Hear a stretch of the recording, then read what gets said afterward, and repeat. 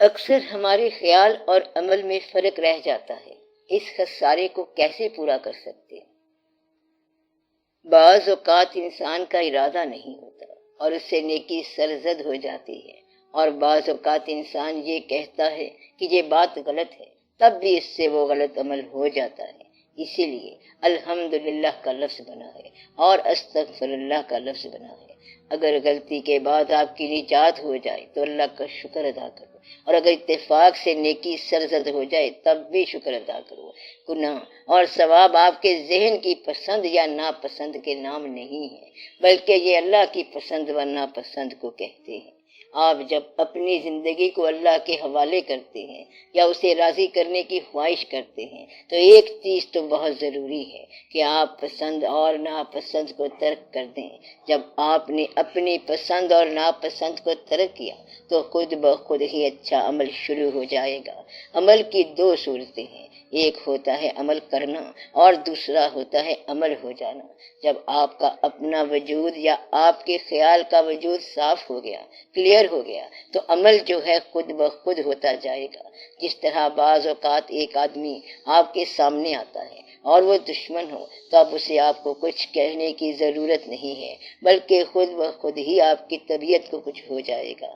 اب یہ عمل کہاں سے پیدا ہوا کہ اس دشمن کا نام سنتے ہی آپ خفا ہو گئے، اور یہ عمل کہاں سے پیدا ہوا کہ کسی کا نام سنتے ہی آپ خوش ہو گئے؟ جس کا نام سن کر آپ خوش ہو گئے وہ دوست ہوتا ہے۔ جب دوست کی خوشبو آ گئی اور دوست کی بات شروع ہو گئی تو آپ خوش ہو گئے۔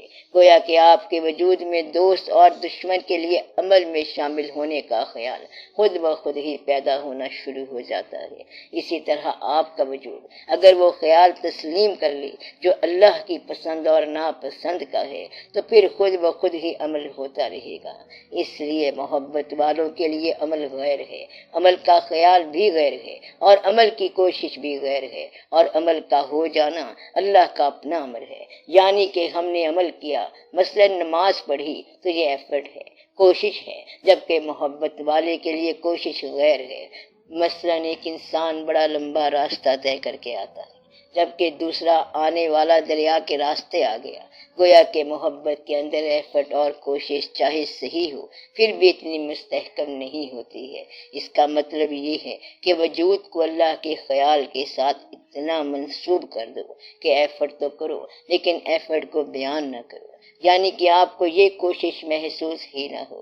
جیسے آپ ہر روز دفتر جاتے ہو اور محسوس نہیں کرتے کہ دفتر جاتے ہیں، اس کا مطلب یہ ہے کہ وجود نے یہ تسلیم کر لیا کیونکہ وہاں تو جانا ہی ہے اور بچوں کے لیے کچھ لے کے آنا ہی ہے۔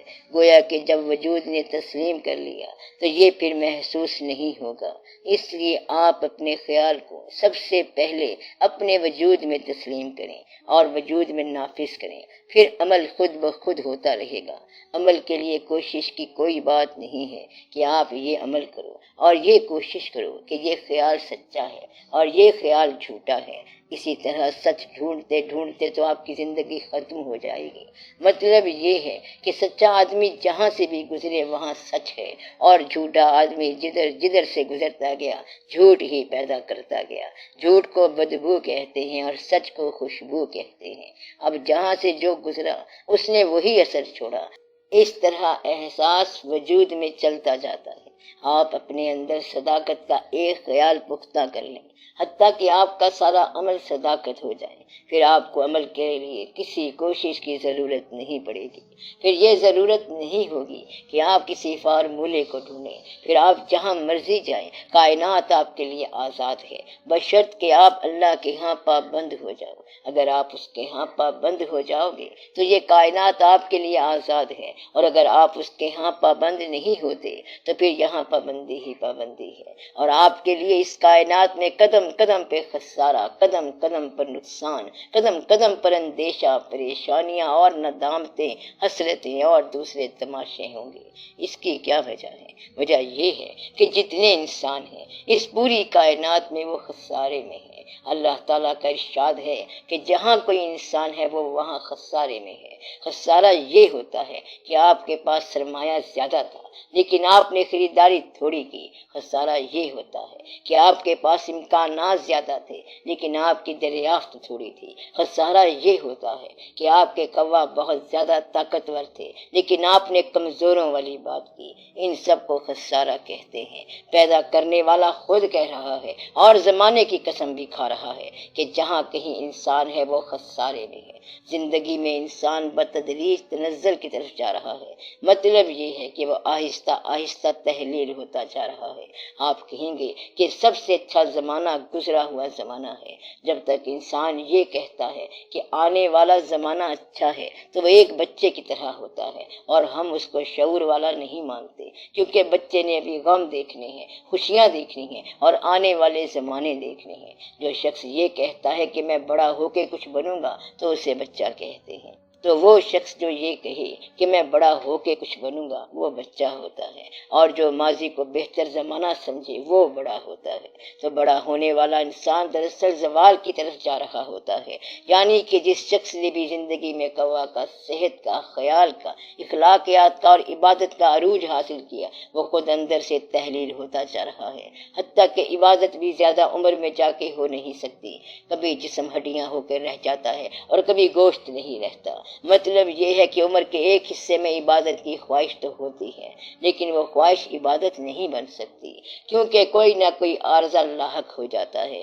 تو گویا کہ انسان اس طرح بھی خسارے میں اور اس طرح بھی خسارے میں ہے۔ انسان اگر کوئی عمل نہ بھی کرے تب بھی غم میں مبتلا ہو جاتا ہے۔ مثلاً بیٹھے بیٹھے انسان صرف خاموش اور بیٹھا ہوا انسان غم کی خبروں سے دوچار ہو جاتا ہے۔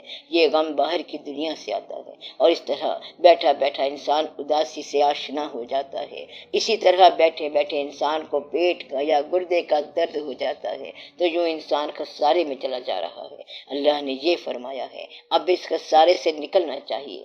آپ یوں بھی کہہ سکتے ہو کہ اللہ تعالیٰ کی منشائے تخلیق یہ ہے کہ احسن رہے، یعنی احسن تقویم رہے، اور انسان کی حالت یہ ہے کہ یہ اسفل سافلین یعنی بہت ہی برا بن جاتا ہے اور اس طرح خسارے میں چلا جاتا ہے۔ اب خسارے سے نکلنے کا فارمولہ سوائے اللہ کے اور کوئی بیان نہیں کر سکتا۔ یہ مشین جس ادارے نے بنائی ہے اس کو پتا ہے کہ کون کون سا پرزہ کیا کام کرتا ہے اور کہاں کہاں یہ عمل کرتا ہے۔ اللہ نے فرمایا ہے کہ 4 آدمی خسارے سے نکل سکتے ہیں: مومن، صالحین، حق کی مزاج والے اور صبر کرنے والے۔ مومن وہ ہیں جو ایمان لے آئے۔ ایمان لانے کے بعد آپ کے پاس سب سے اچھا عمل یہ ہے کہ حسن عمل ہو اور سلنڈر ہو، یعنی خود کو مکمل طور پر اس کے حوالے کر دیا جائے۔ جیسا کہ ایک کاریگر کسی اینٹ کو کسی اچھی جگہ لگا دیتا ہے تو وہ اینٹ کاریگر سے تو جدا ہو جاتی ہے، لیکن یہ جدائی ہی کامیابی ہے۔ اس طرح مومن خود کو اللہ کے حوالے کر کے کامیاب ہو جاتا ہے۔ تو ایمان کا مطلب ہے ہینڈ اوور کر دینا۔ دوسری چیز ہے صالح عمل کرنا۔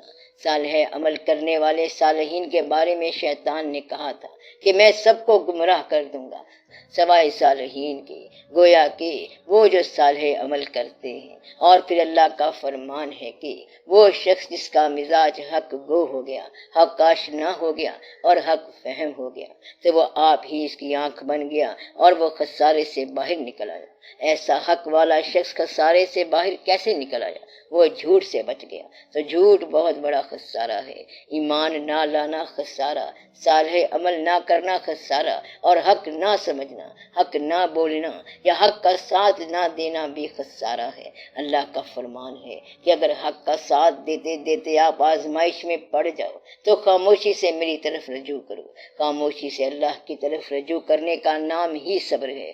آپ یہ کہیں کہ ہمارا بس اتنا ہے اور آگے سب تیرا ہے، ہمارا کام صرف یہ تھا اور باقی میرا کام نہیں ہے۔ جس طرح زمین میں ہل سے لے کر بیج تک کسان کی کوشش ہے اور آگے بارش اور فصل کا ہونا اللہ کی مرضی ہے، جب تک وہ فصل نہیں اگتی تب تک صبر کرو۔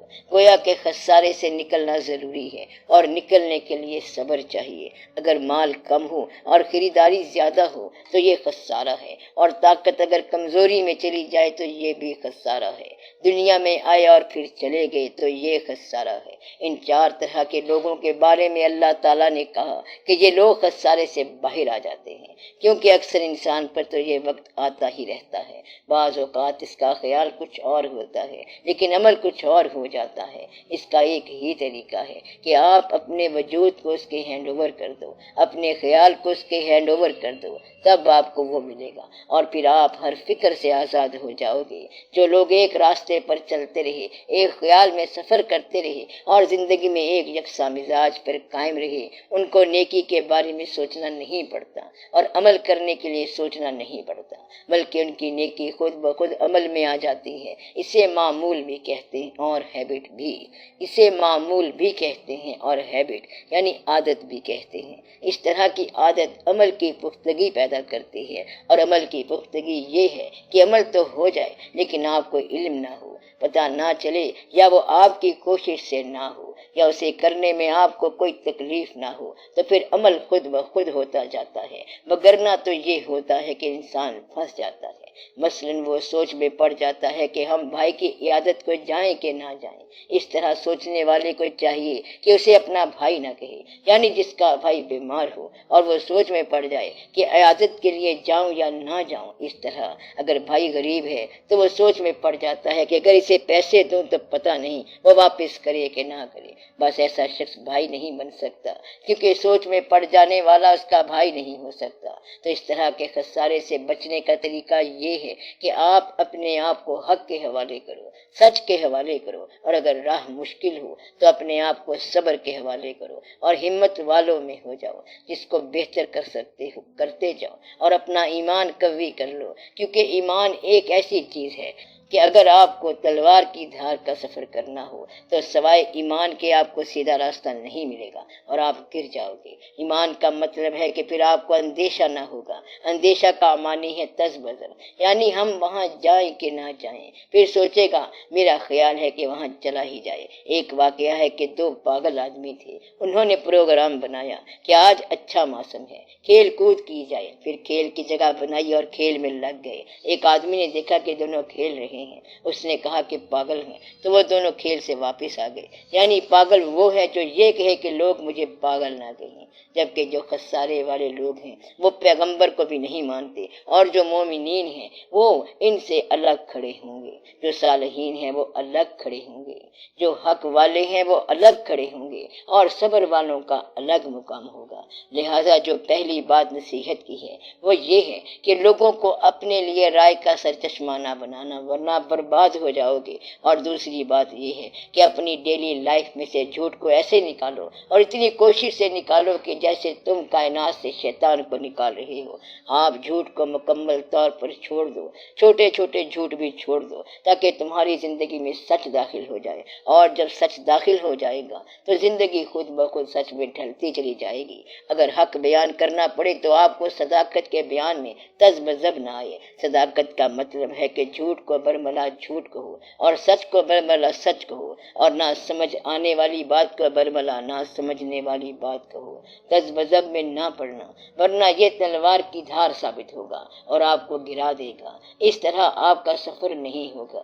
سفر جو ہے مست آدمی سفر کرتا ہے، جنون والا آدمی سفر کرتا ہے، اور وہ سفر کرتا ہے جو ایک خیال میں گم ہے۔ کسی ایک خیال میں گم ہو جاؤ تو آتش حرام ہو جاتی ہے۔ تو اصل کامیابی ہی یہی ہے کہ انسان ایک خیال میں گم ہو جائے۔ گویا کہ خیال اگر دنیا کے لیے ہے تو پریشانی ہی رہے گی۔ مثلا مکان آپ نے دنیا کے لیے بنایا تو مکان کے اندر نقص ہی نقص نکالے جائیں گے۔ اگر آپ نے اپنے لیے بنایا تو پھر آپ خود ہی اس کو داد دو، اور اگر خدا کے لیے بنایا تو پھر انتظار کرو، اس کا فیصلہ خود ہی ہو جائے گا۔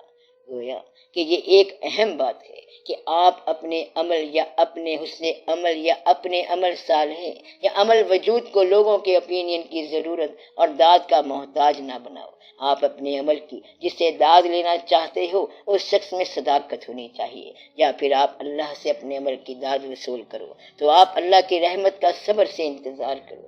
سچ کی راہ میں کہیں کوئی مشکل آ جائے تو وہاں صبر سے گزر جاؤ، یعنی خاموشی سے گزر جاؤ۔ صبر کا معنی یہ ہے کہ مشکل تو ہو لیکن بیان نہ ہو، جن لوگوں نے مشکلات کا بیان لوگوں کے سامنے کیا، دراصل انہوں نے اپنی مشکلات میں اضافہ کیا۔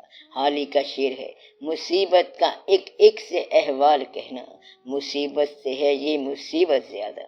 تو دوسروں کو بتانے سے مصیبت بڑھ جاتی ہے، اور مصیبت پر اس لیے خاموش رہنا کہ اللہ دیکھنے والا ہے اور وہ دیکھ رہا ہے، تو یہ صبر کا مقام ہے۔ اپنے آپ کو صبر میں رکھو، حق گوئی میں رکھو، اپنے آپ کو صالح عمل کے لیے مقرر کر دو اور ایمان کو قائم رکھو۔ ایمان قائم ہونے کا مطلب یہ ہے کہ خود کو اس کی تحویل میں دینا، اور پھر تکمیل ہو جاتی ہے، یعنی کہ تحویل کے ساتھ ہی تکمیل ہے۔ بس پھر انسان خسارے سے نکل کر سرفراز ہو جاتا ہے۔ آپ کی یہ ایک زندگی ہے اور وہ ضائع ہو جائے گی اور آپ کے کام کی نہیں رہے گی، یعنی زندگی آپ کے ہاتھ سے نکلی چلی جا رہی ہے۔ زندگی ایسے ہے کہ آپ کے ہاتھ میں برف کی طرح پگھل رہی ہے۔ اب آپ کسی کو پانی ہی پلا دیں، کیونکہ جس برف کو آپ ہاتھ میں پکڑ کر لے جا رہے ہیں یہ تو ختم ہو جائے گی۔ گویا کہ زندگی نے تو ٹھہرنا نہیں، کیوں نہ پھر یہ اپنے اصل مقام پر ہی گرے تاکہ کل ایک واقعہ بن جائے۔ گویا کہ اگر کوئی آپ سے کسی نیک مقصد کے لیے زندگی طلب کرے تو پھر وہاں پر زندگی کی قیمت نہ لگاتے رہنا۔ مثلاً ویسے تو آپ بیکار بیٹھے ہوئے ہیں، جیسا کہ اکثر لوگ کرتے ہیں کہ بیکار بیٹھے ہوئے ہوتے ہیں، اور ان سے کام کے لیے کہا جائے تو کہتے ہیں کہ ٹھہر جا، میں ذرا مصروف ہوں۔ جس طرح کوئی وکیل فارغ بیٹھا ہوا شعر پڑھ رہا ہوتا ہے، اور جب اسے کہا جاتا ہے کہ مقدمے کے لیے مشورہ چاہیے تو وہ کہتا ہے کہ اس مقدمے والے سے من مانی قیمت وصول کر لینی چاہیے، حالانکہ وہ غریب آدمی کہتا ہے کہ میرے ساتھ اس طرح کر لیں، مگر وکیل صاحب نہیں مانتے۔ اس طرح انسان زیادتی کر جاتا ہے۔ آپ اپنی زندگی کو اللہ کی طرف سے عرصہ انعام سمجھ کے، خدا کا فضل سمجھ کے خدا کے کسی کام میں لگا دو۔ آپ اپنے عمل کو ایمان کے تابع کر دیں تو اس طرح آپ خسارے سے نکل آئیں گے اور بچ جائیں گے۔